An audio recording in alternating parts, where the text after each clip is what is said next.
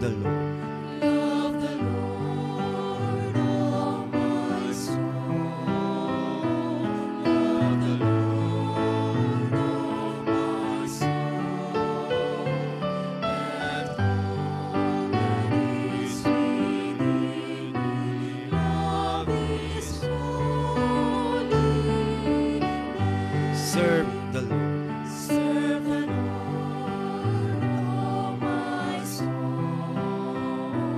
Serve the Lord, oh my soul.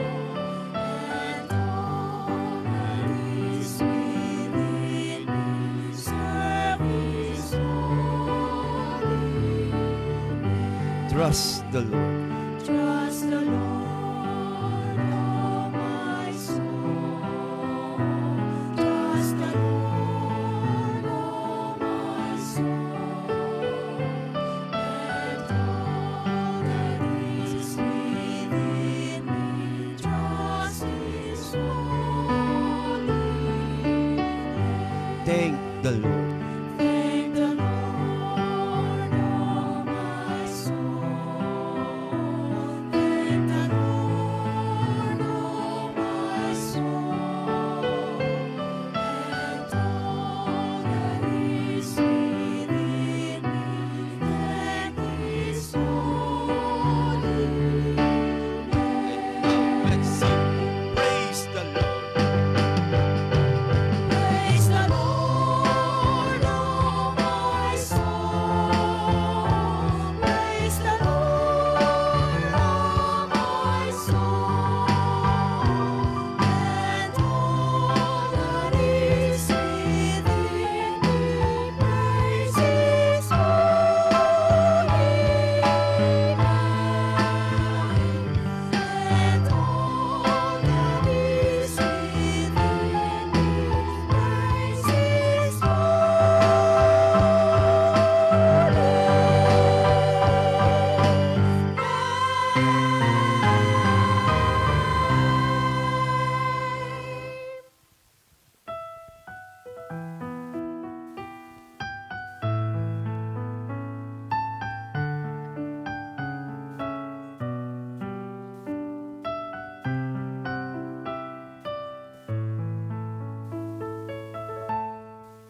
El Shaddai, El Shaddai, El Elyon Adonai. Age to age, you're still the same. By the power of the name, El Shaddai, El Shaddai, Elkamkana Adonai. We will praise and lift you high, El Shaddai. Through your love and through the Ram, you saved the sons of Abraham. Through the power of your hand, you turned the sea into dry land. Through the outcasts on our knees, you are the God who really sees. And by your might, you set your children free. El Shaddai, El Shaddai, El Elyon Adonai. Age to age, you're still the same. By the power of the name, El Shaddai, El Shaddai, Elkamkana Adonai. We will praise and lift you high, El Shaddai.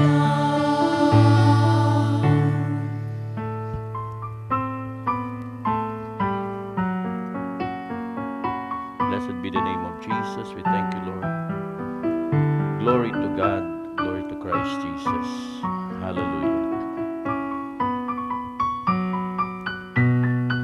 Through the years you made it clear that the time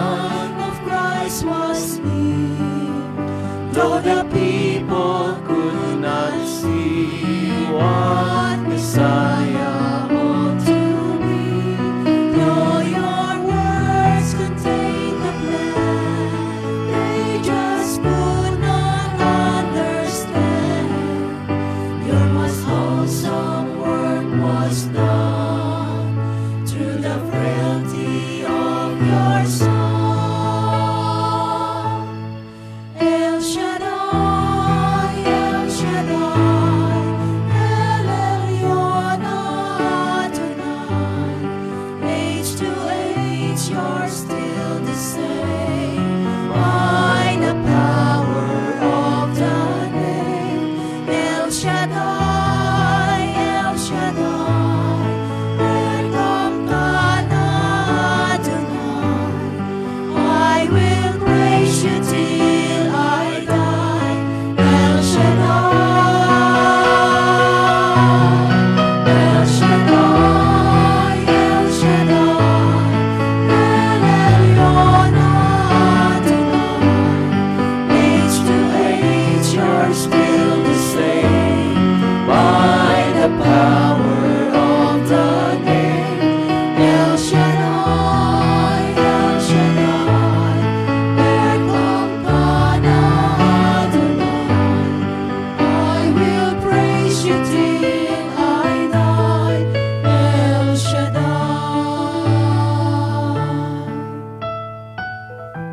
Glory to God. Glory to Christ Jesus. Thank you, Lord. Thank you, Holy Spirit. Holy Spirit. I will praise you till I die, El Shaddai.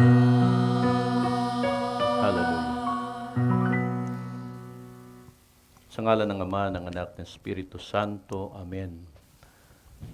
Buhay at makapangyarihang Diyos, Amang El Shaddai, kami nagpupuri at nagpapasalamat sa iyong kabutihan.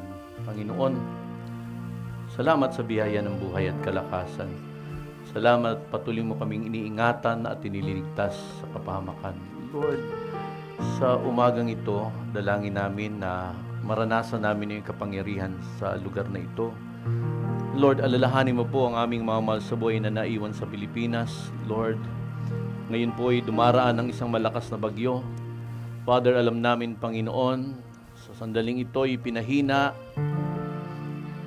at wala itong kapangyarihan sa aming bansa. Alalahanin mo po, Panginoon, ang mga lingkod mo na naroon sa Pilipinas. Bigyan sila po ng katatagan at kalakasan. Father, we pray that you would provide for them, Lord God. Na lahat ng kanilang pangangailangan sa gitna ng kalamidad ay maiprovide, Panginoon, sa kanila.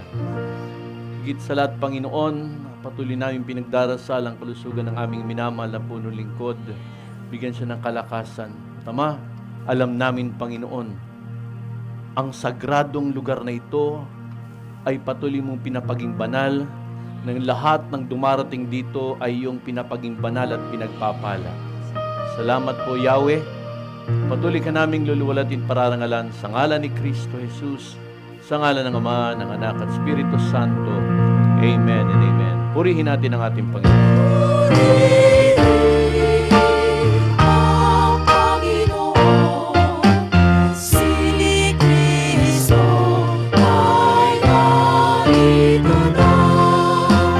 Aming lakas at pag-asa. Hallelujah, Hallelujah.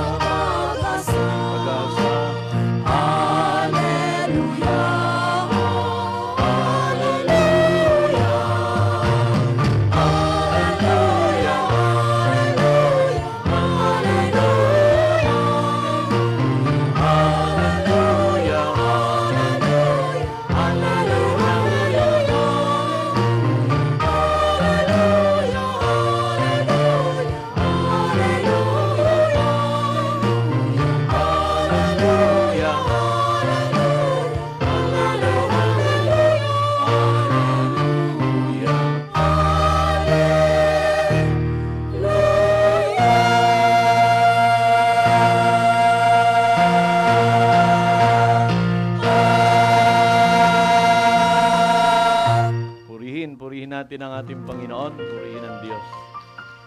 Buksan natin ang Ebanghelyo ng Panginoon ayon kay San Lucas, Luke chapter 14, verse 1, 7 to 14.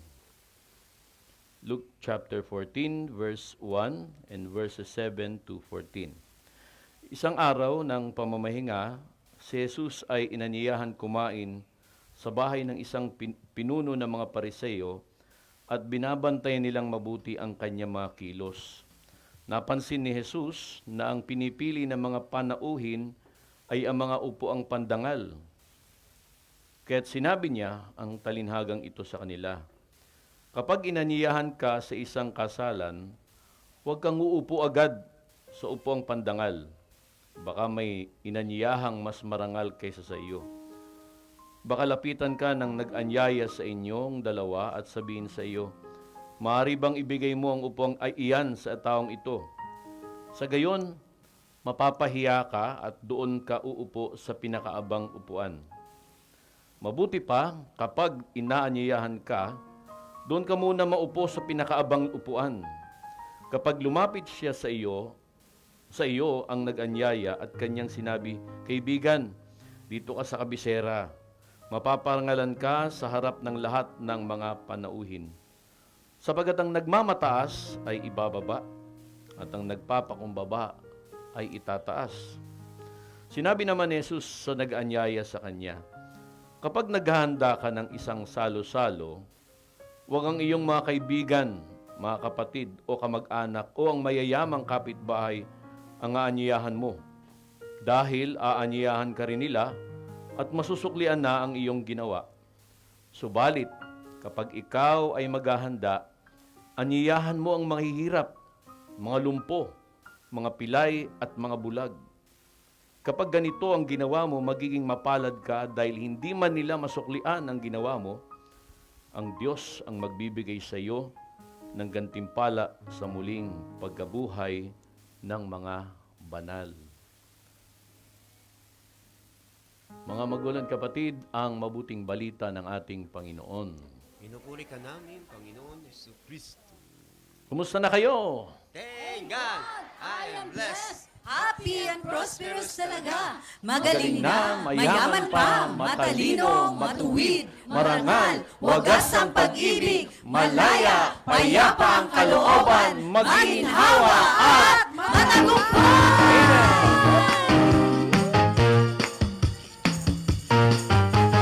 Thanks God, I am blessed. Happy and prosperous talaga. Thanks God, ako'y mayaman at matalino pa. Thanks God, ako ay marangal at matuwid na. Thank God. Happy, pag-ibig ko'y wagas na. Thank God. Thank God, I am blessed. Happy and Happy and prosperous talaga. Talaga po.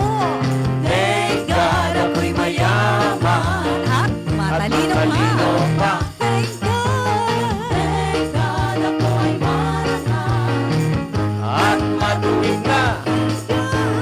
Thank God, happy, pag-ibig ko'y wagas na. Bata man matanda. Matamang matanda, lahi may magkaiba. Pag narinig Pag narinig, banal niyang salita, sasabihin mo ibang iba kaysa iba. Amen. Happy and prosperous talaga. Musta ka na? thank God, I am blessed. Woohoo! Happy and prosperous talaga. Talaga. Thank God, ako'y mayaman At matalino pa. Salamat sa Diyos. Thank God, ako ay marangal at matuwid na. Thank God, happy. pag-ibig ko'y wagas na. Pag si El Shaddai sa kanya'y nagbigay. Siksik, siksik-liklik, umaapaw ang buhay. Pag ni El Shaddai ang sinunod mong tunay. Champion! Happy and prosperous talaga. Kamusta na kapatid? Thank God. Sumayaw ang lahat. Happy and prosperous talaga.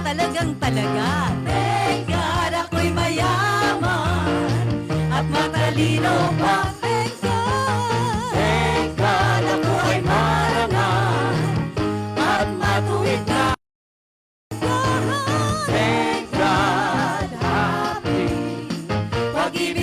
wagas na. Kapatid, kumusta ka na? Thank God, I am blessed. Happy and prosperous talaga. Talaga naman. Thank God, ako'y mayaman. At matalino pa. Thank God. Thank God. Ako'y marangal. Amen. At matuwid na. Salamat sa Diyos. Thank God, happy. Pag-ibig ko'y wagas na. Happy and prosperous. Happy and prosperous talaga. Hallelujah. Happy and prosperous talaga. Sabay-sabay. Thank God, I am blessed. Happy and prosperous talaga. Magaling na, mayaman pa, matalino, matuwid. Marangal, wagas ang pag-ibig, malaya, payapa ang kalooban, maginhawa at matagumpay! Palakpak ang mga mayayaman. Uy, kontrolado. Palakpak. Agoy, kasi mo sabot, oy. Sabi mo sa katabi, kapatid, Happy New Year. Advance, di ba? Eh, buti na una. Hindi kasi, sa sunod December 7, another year para sa gawain ni El Shaddai. Kaya, Happy New Year. Matatapos, kalusot na naman si Anakleto. Matatapos na naman ang taon. Now. Okay, sabihin mo sa katabi, kapatid. Lingkod anay. Ibig sabihin sa Bisaya, upo muna kayo.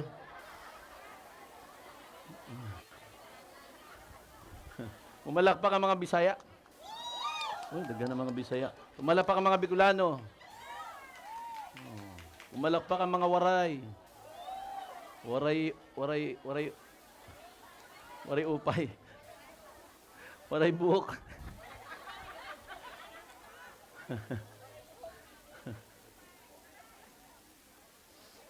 Sino ritong nakumbida na sa kasalan? Sino nagninang na sa kasal? Maraming nagninang sa kasal, di ba? Sister Christy, nauuna sa pagiging ninang. Alam nyo, di ba pag sa amin, sa Bicol sa amin, pag may kinakasal, talaga naman mayroong sabitan din ng pera. No?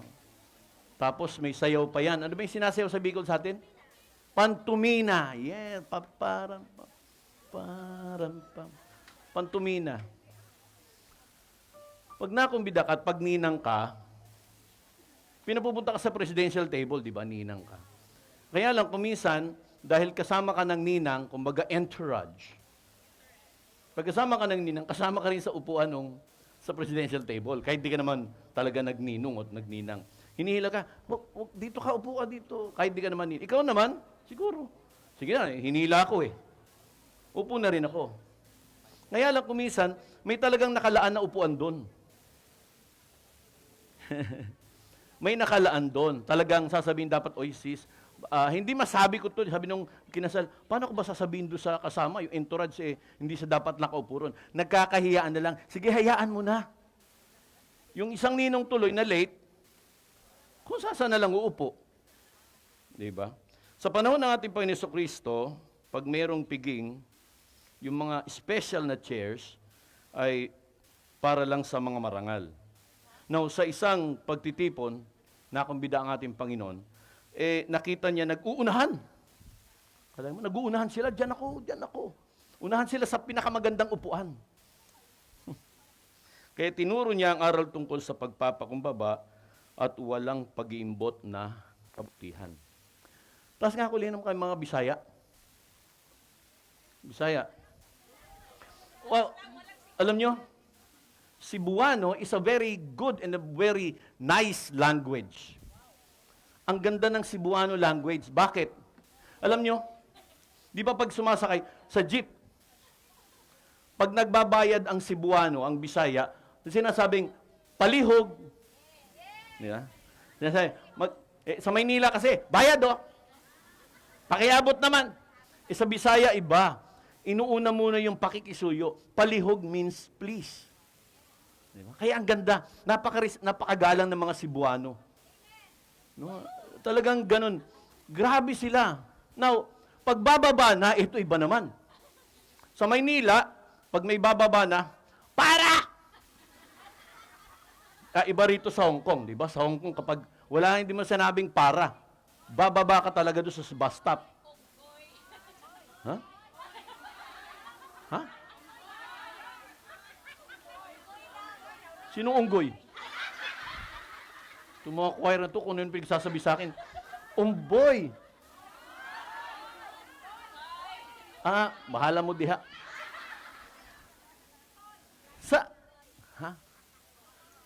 Basta.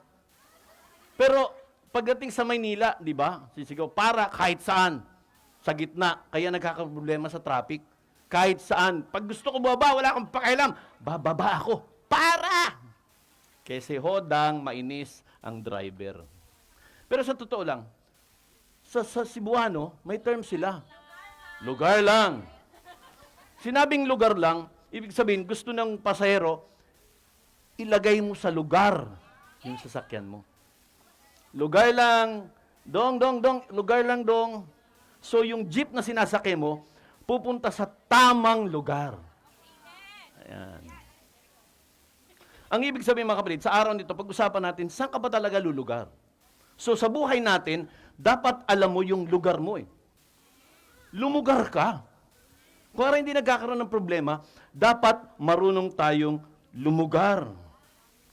Kung minsan tuloy nagkakaroon ng gulo, anong gusto mo, gulo o away? Pareho lang eh. Kasi may mga taong hindi marunong lumugar. Kadalasan, nagkakaroon ng sigalot kapag hindi natin alam kung saan tayo lulugar. Huwag natin gawin ang isang bagay na hindi naman natin trabaho. Okay, nasa Israel, may isang Pilipino. Naikwento ko na ata ito sa inyo or sa ibang araw. Sa Israel, may isang Pilipino, pakitang gilas. Kumbaga sa atin, epal. Sa Israel, ang kontrata niya lang ang mag-alaga ng matanda. Ay mga Hudyo ron, tuwan-tuwa. Mas gusto pa nilang maging kasama sa bahay ang Pilipino kaysa Nepalese or ibang lahi. Mas gusto nila. Bakit? Ang mga Pilipino, unang-una, mabilis mag-adapt. Grabe. Marunong tayo, mabilis tayong matuto ng mga lingwahe. Alam mo, sa atin, napunta ka ng Japan, marunong mag-Nihongo. Sa Hong Kong, marunong ka Cantonese. Kind of slang, baby. Cantonese. Or, pagdating sa Israel, marunong ka na mag-Hebrew. So, gusto ng mga Hudyo na nag-aalaga sa kanilang mga magulang, ay Hudyo, imbis na ilagay nila sa care center, yung kanilang mga lola, mas gusto nila na iiwan yung mga Pilipino. Now, may isang Pilipino ron, ang kontrata niya ay matanda lang, nagbubuhat siya dahil paralyzed yun eh. Ang trabaho niya lang ay ganon, mag-alaga ng matanda. Yun lang naman ang kontrata niya. Doon siya babayaran eh. Kaya lang, nung minsan wala siya magawa, tulog yung kanyang inaalagaan, nag-gardening siya. Ginugunting-gunting niya yung mga halaman. Naku, nakita ng employer. Sabi ng employer, you're good in gardening, huh? Sabi na, okay. Ang ginawa ng employer, tinanggal yung hardinero. Kasi, parang lang yan, 2-in-1.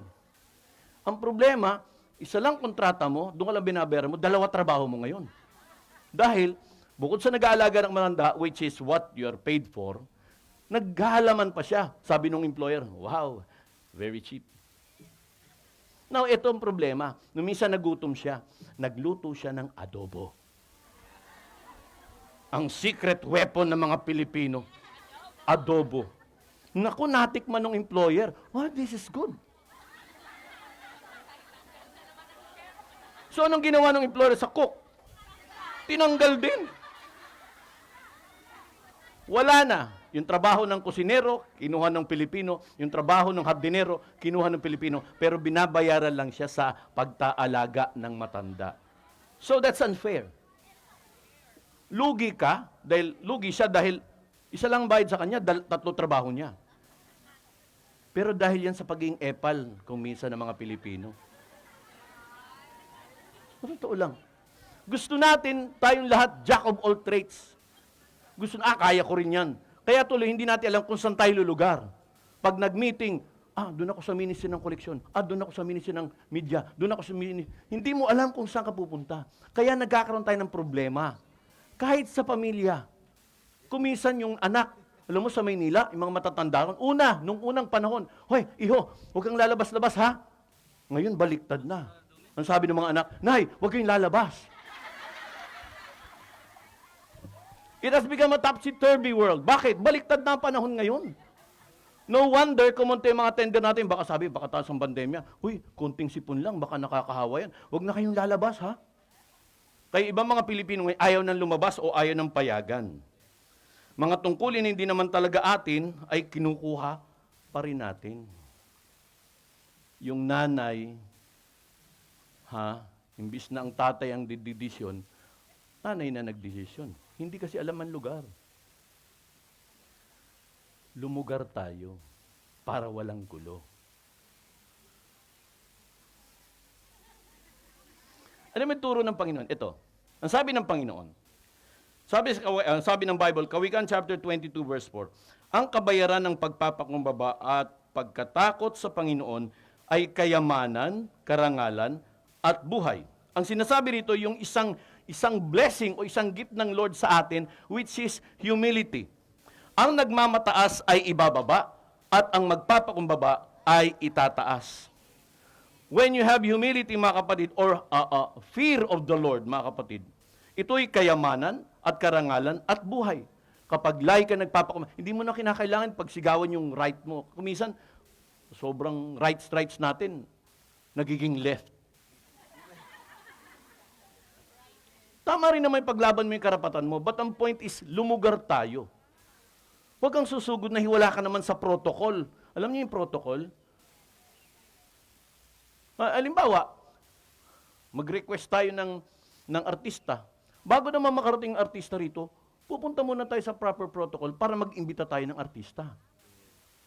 Gets? Huwag sugod ng sugod. May tamang paraan, damang proseso.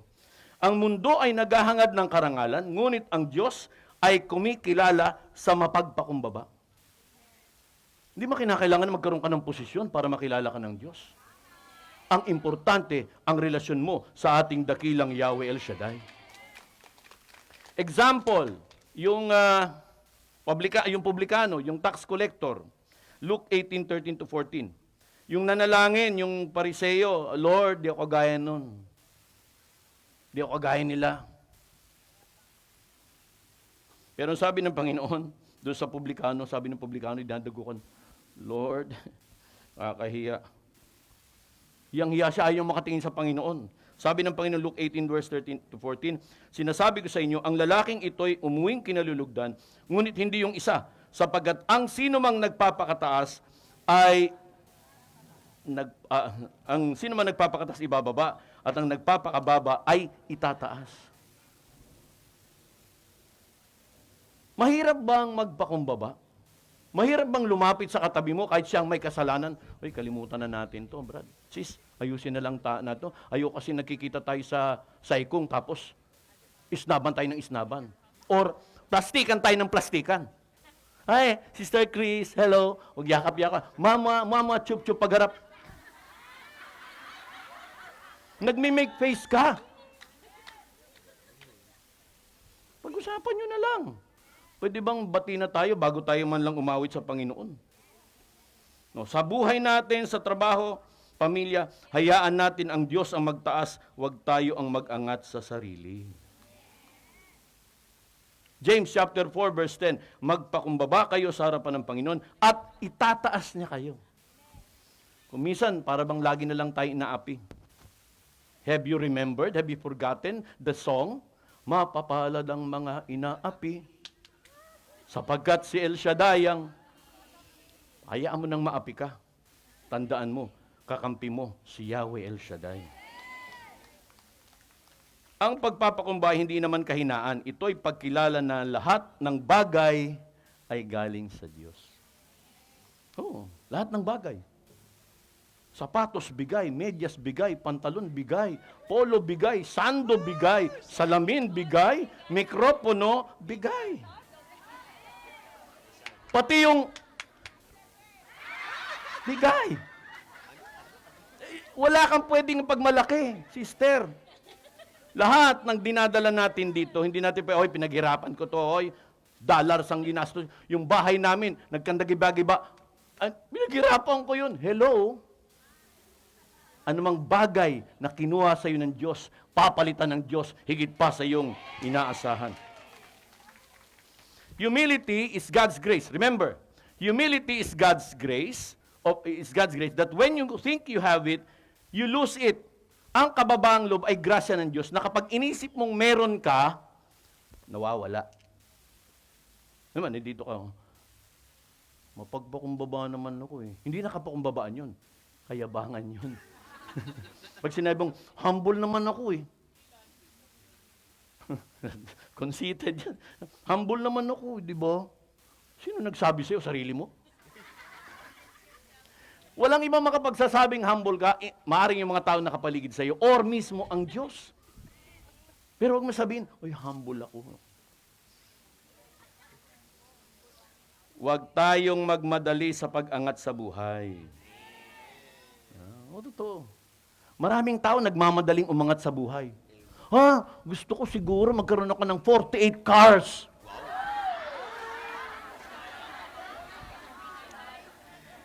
48 cars. Grabe naman siya. Ganda traffic na nga, 48 cars pa. Ay, gusto ko malaking bahay. Wow. Maraming pera. Madalas kasi mga kapatid, mas gusto natin na sumuway tayo sa patakaran at mas gusto natin ay yung kalakaran o yung nakasanayan natin. Ay, hindi ako susunod sa patakaran. Gusto ko instant. Agad-agad. Worker ako, agad-agad. Hindi man pwede yun. May proseso. May protocol. Hindi pwedeng kagagraduate mo lang, manager ka kagad. Hello? Baka makakita ng kumpanyang kagagraduate mo lang, manager ka kagad? Nakapagtataka. Baka naman may may sinasandalang iba. Pero kapatid, tandaan mo, once you humble yourself, walang iba kang sasandalan, kundi ang kapangyarihan ng ating dakilang Diyos sa buhay. Kaya, sa mundong ito, dapat mamili ka. Kalakaran o patakaran. Pakiulit. Kung patakaran, we should go by the rules. May rules eh. Kanina, napadaan kami sa Central. Ang dami-dami ang mga bagahe. Ano yung tawag ng bagahe doon? Door to door. Yung pulis, nag-iisa siya, kandara pa, kakamot-kamot. Ayan, isko.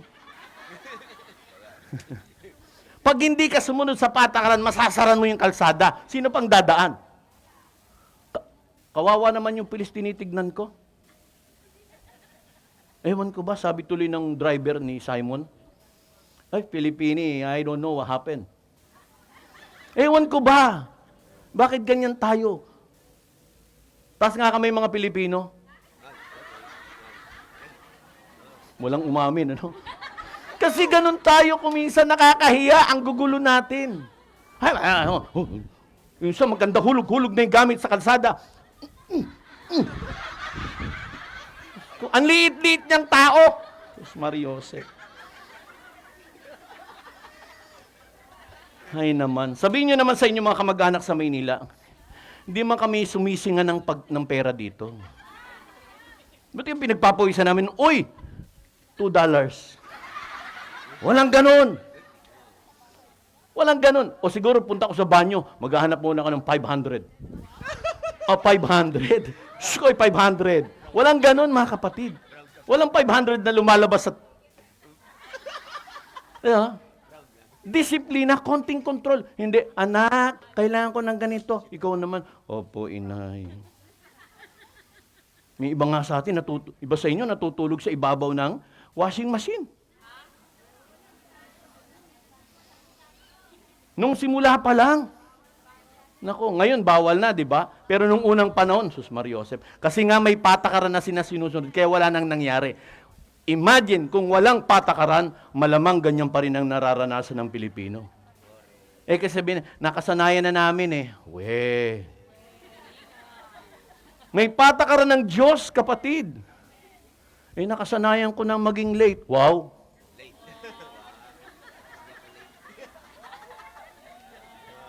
Nakasanayan kong gumising na maaga. Wow! May trabaho naman tayo, di ba?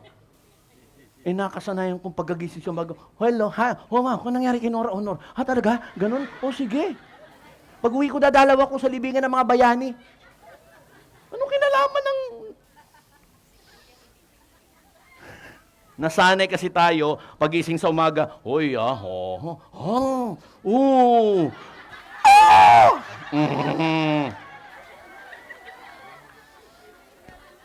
tayong masanay sa masama. Sumunod tayo sa patakaran.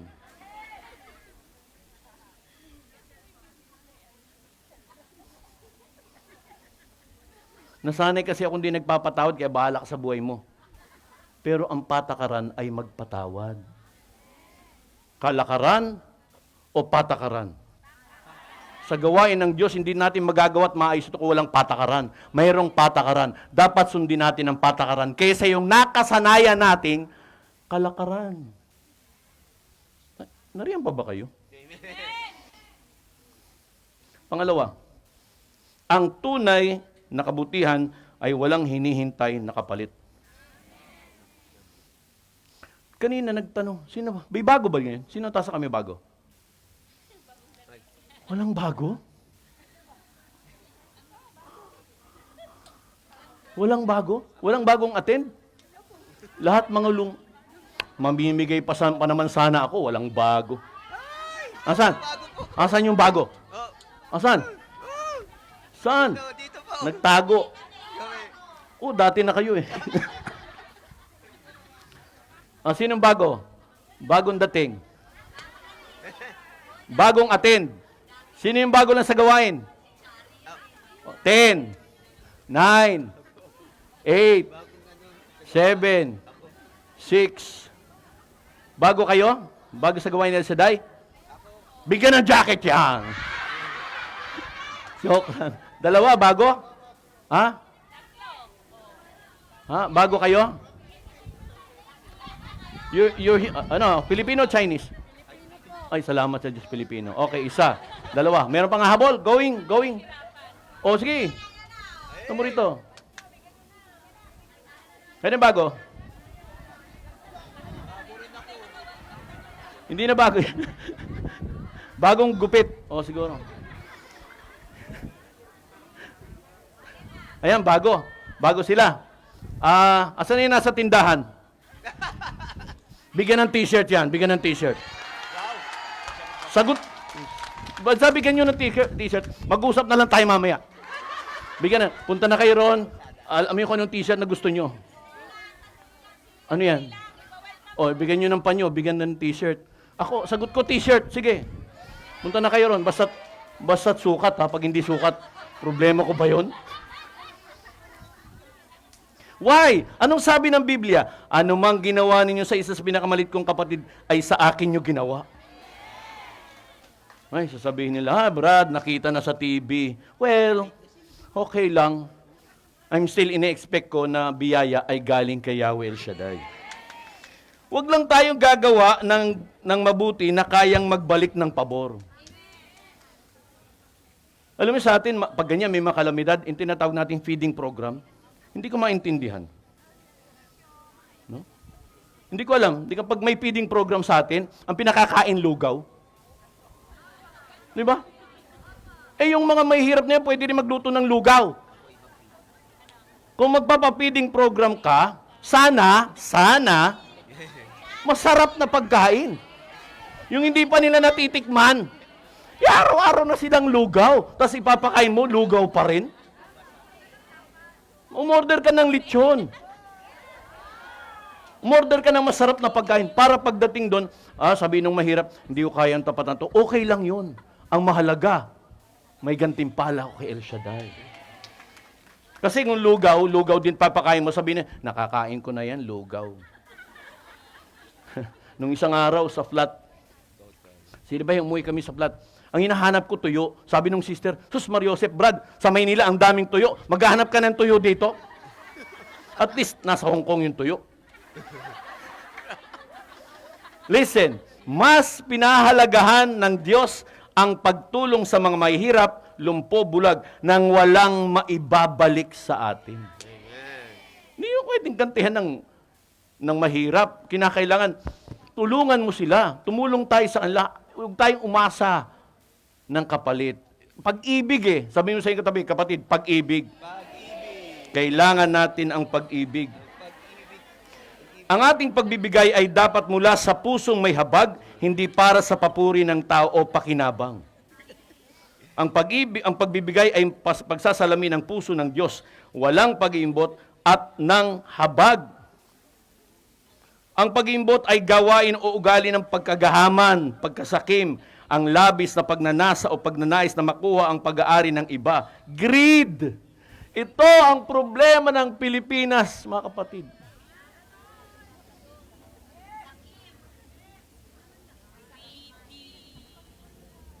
Why? Di sana, ang dami-daming pera nakatulong talaga sa... But ito mga kapatid, bilang mga anak ni El Shaddai, may paraan ang Diyos at gagamitin tayo ng Panginoon para baguhin ang larawan. Amen. Lord, pauwi mo na ako. Amen. Excuse me. Magbigay ng hindi lamang sa kayang magbalik, kundi lalo na sa nangangailangan. Maging bukas palad kahit sa maliit na paraan. Ang tunay na pagbibigay ay paglilingkod kay Kristo. Taas sa kamay ng mga Pilipino. Pilipino po ako. Pilipino? Sama ko ron. Di man ako Hapon. Di man ako... Pilipino ako eh. Ito ang problema natin, kapatid. Maliit na bagay, hindi pa natin maibahagi kumisan. Or, di ba? Mag-share man lang ng pagmamahal. Or care, tapik-tapik man lang, sis, huwag ka mag-alala. Kaya natin, kasama natin ng Diyos. Hindi, pag may problema, sister, problema mo yan, pinasok mo yan eh.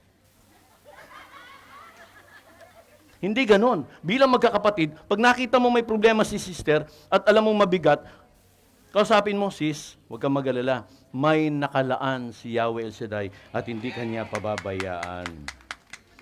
Amen. Amen. And finally,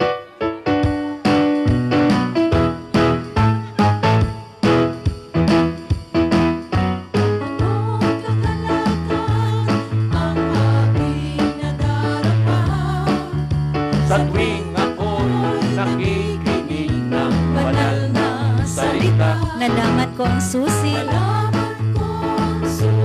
ng kanyang mga himala. Sa gabay ng sa lingkod, gabay ng lingkod niya, pinagpala. Finally, ako ngayon may bagong buhay. Ako ngayon may bagong buhay. Finally, Ako ngayon ay pinagpala. ako ngayon ay pinagpala. Finally, Ako ngayon ay tagumpay. ako ngayon ay tagumpay. Finally, Sabay-sabay. Finally, Ang buhay ko ngayon. ang buhay ko Ngayon, siksik-lik-lik ng biyaya. Kung may pagsubok na, may pagsubok man. ay hindi alintana. Ako'y punong-puno ng pag-asa. Punong-puno ng pag-asa at kalakasan sa pagtahan Pagtahan sa landas na kapanalan. Finally, finally, ako ngayon malaya na. ako ngayon malaya na. Amen. Finally, lahat ng mayayaman nagtataas ang kamayayaman. Finally, Ang lahat na magaling na ay tumatalon yan. ngayon ay Magaling na. finally, Sabay-sabay. finally, Finally, ako ngayon may bagong buhay. ako ngayon may bagong buhay. Finally, Ang lahat ng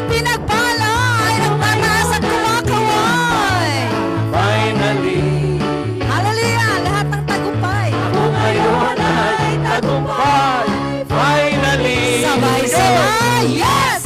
Finally, finally, finally. Sabay-sabay, yes! Finally, finally. Lahat po, yes! Finally! O, asan na yung preacher?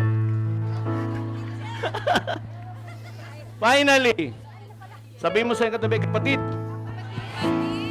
ang gantimpala ng Diyos ay walang hanggan. Sa Maynila, maraming unlimited. Pero may katapusan yun.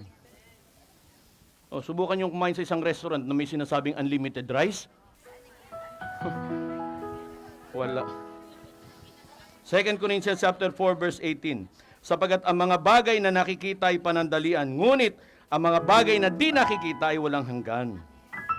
Ang gantimpala sa mundong ito, mga kapatid, ay pansamantala lang. Oh. Pansamantala lang yan.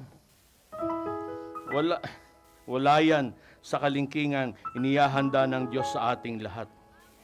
Sa muling pagkabuhay, ng mga matuwid, ang Diyos mismo ang gaganti.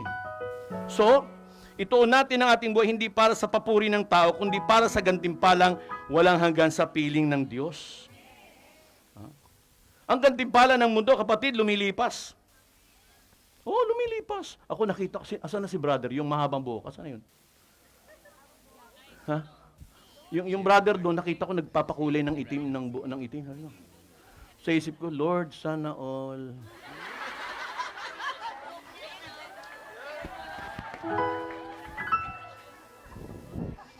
Technician. Pag nakakita ko ng sister o mahaba buhok, sabi ko kayo lalaki, mahaba buhok, sabi ko, sana all.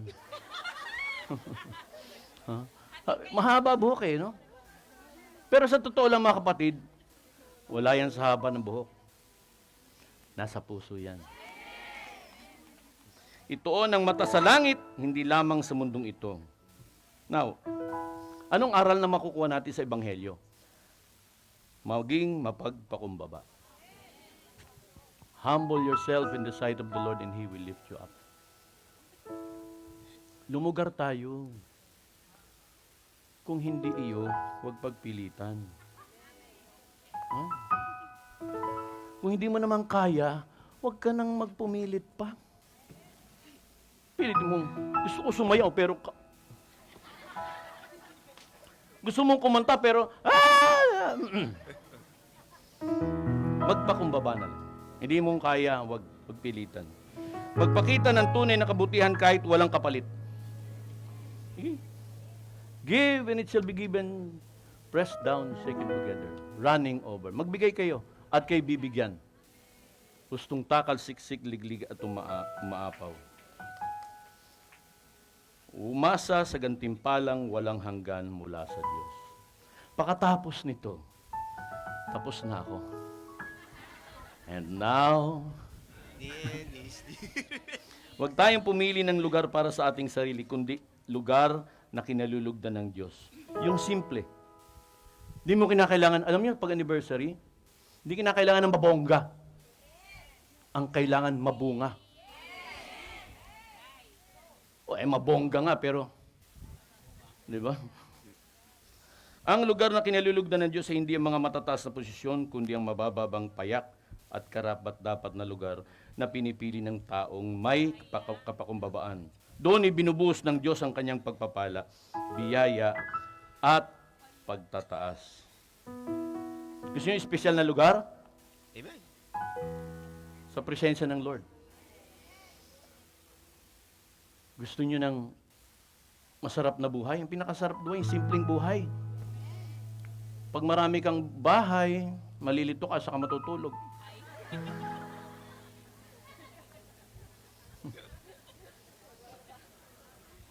Lumugar ka, Brad. Kung hinding iyo, sapat na yung isang girlfriend. Tama na yun. Ikaw naman, sister. May anak ka na eh.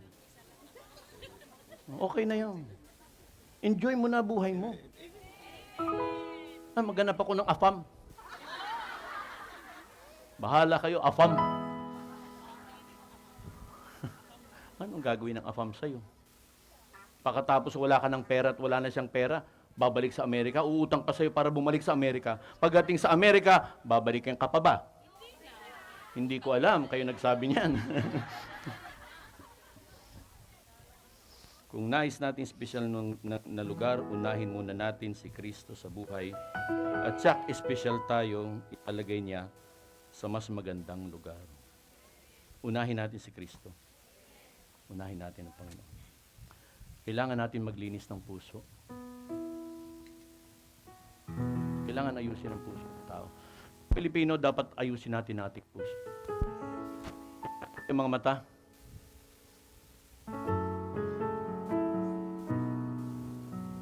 Let's pray this song. Hilingin natin sa Panginoon. Bigyan tayo ng puso.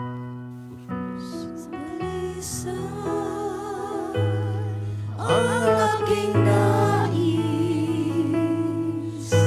nalikain mo, Diyos, para sa akin. Pusong dalisay, ang aking nais, nalikain mo, Diyos, para sa akin. Isang pusong naman, isang pusong tapat, na sa'yo'y nagmamahal. Isang pusong walang isang pusong sa'yo, walang alinlangan. Isang pusong itinitibok, ika'y parangalan.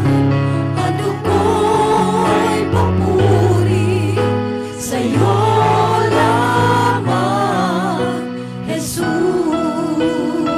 Minsan pa, pusong dalisay, pusong dalisay, ang aking nais, nalikhain mo, Diyos, nalikhain mo, Diyos, para sa akin. Isang pusong dalisay, ang aking nais, nalikain mo, Diyos, para sa akin. Isang pusong tapat, isang pusong tapat, na sa'yo'y nagmamahal.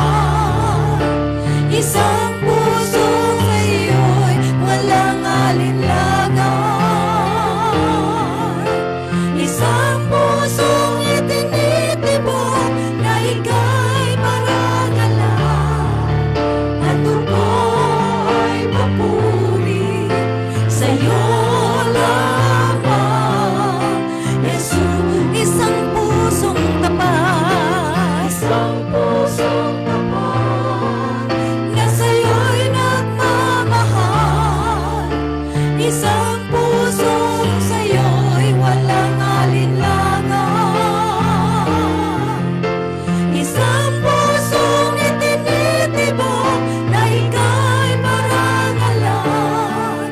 Ano ko ay papuri sa'yo lamang, Jesus. Handog ko'y papuri, sa'yo lamang, Jesus. Handog ko'y papuri, sa'yo lamang, Jesus. Habang nakalagay ang ating kamay sa ating puso, sabihin natin, Panginoong Jesus, Panginoong Jesus, linisin mo po linisin mo po ang aking puso ang aking puso ng iyong dugo. na iyong dugo. Nais ko pong Nais ko po maging karapat-dapat maging karapat-dapat sa iyong harapan. sa iyong harapan. Anuman Anuman ang daladala kong kabigatan, ang daladala kong kabigatan, dalangin kong dalangin ko, pawiin. pawiin. Bigyan mo po ako ng kalakasan, Bigyan mo po ako ng kalakasan, kagalingan, kagalingan, higit sa lahat, higit sa lahat, maranasan ko maranasan ko ang kaligtasan. ang kaligtasan. Sa ngalan ni Kristo Sa Jesus. ngalan ni Kristo Jesus. Amen. Amen. Amen. Amen. Amen. Amen. Okay? Find your partner.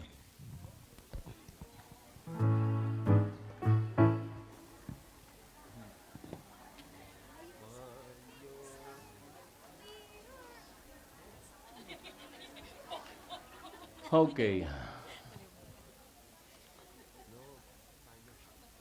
Ang unang sasabihin mo, lumugar ka. Lumugar ka. 1 plus 1. 1, 2, 3. Lumugar ka. Sunod sabihin mo sa kanya, mamuhay ng tama.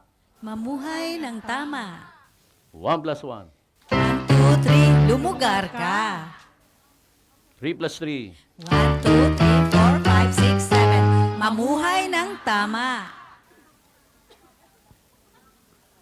Huling-huling sasabihin mo sa kanya, pagpapalain ka ni El Shaddai. Pagpapalain ka ni El Shaddai. 1 plus 1. 1, 2, 3. Lumugar ka. 3 plus 3. 1, 2, 3, 4, 5, 6, 7. Mamuhay ng tama.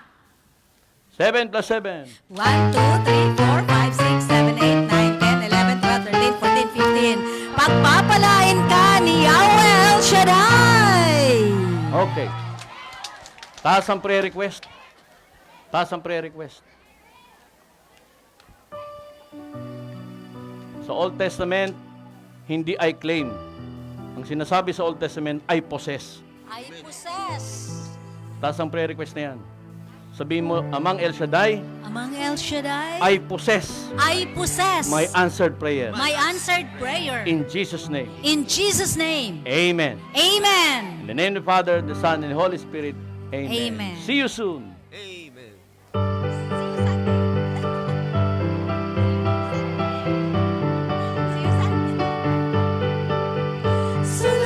Salamat sa Diyos sa tapat. Salamat sa Kanyang lingap. Salamat, ibinigay na si Jesus Cristo. Salamat sa Diyos sa tapat. Salamat sa Kanyang lingap. Salamat, ibinigay na si Jesus Cristo.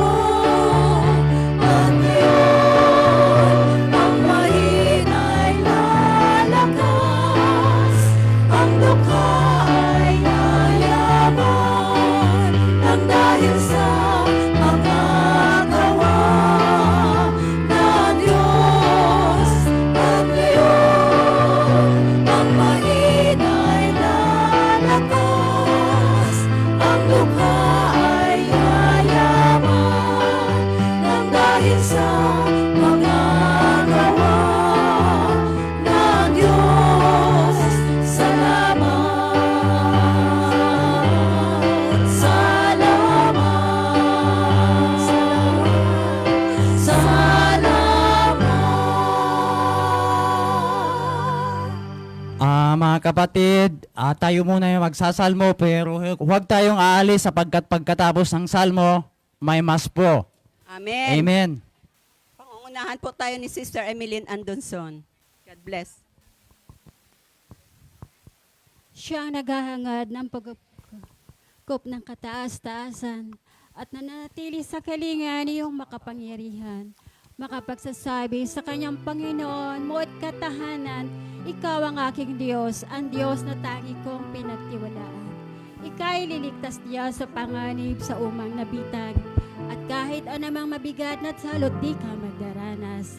Lulukuban niya sa lilim ng kanyang malabay na bakpak, sa kalinga niya ay natitiyak mo na ikaw ay ligtas. Iingatan niya at ipagsasanggalang pagkat siya ay tapat. Pagsapit ng gabi, di ka matatakot sa anumang bagay. Maging sa gagawing bigla ang pagluso pagsabit ng araw. Ni sana pa mang darating na salot pagkagat ng dilim, di ka matatakot sa kasamaan mang araw kung dumating. Kahit na mabuwal sa iyong harapan ang 1,000 tao, sa iyong paligid ang bilang ng patay maging 10,000.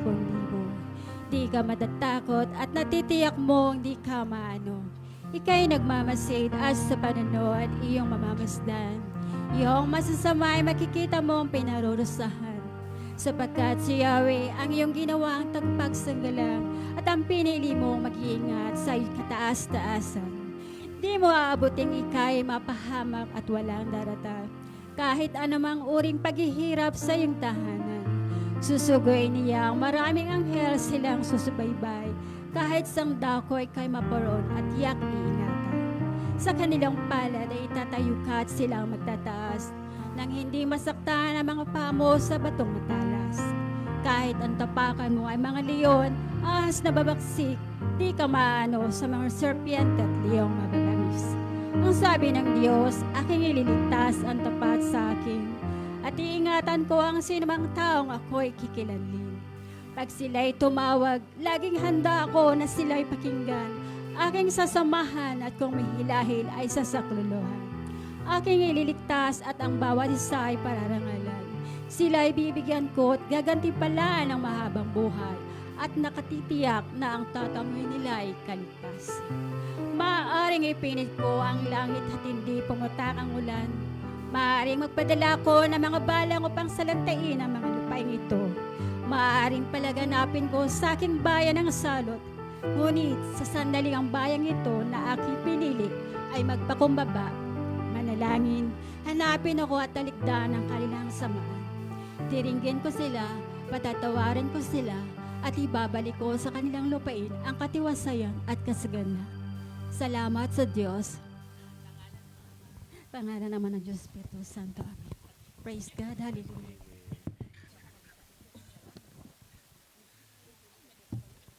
Mga kapatid, bago po ang mass announcement muna, yung mga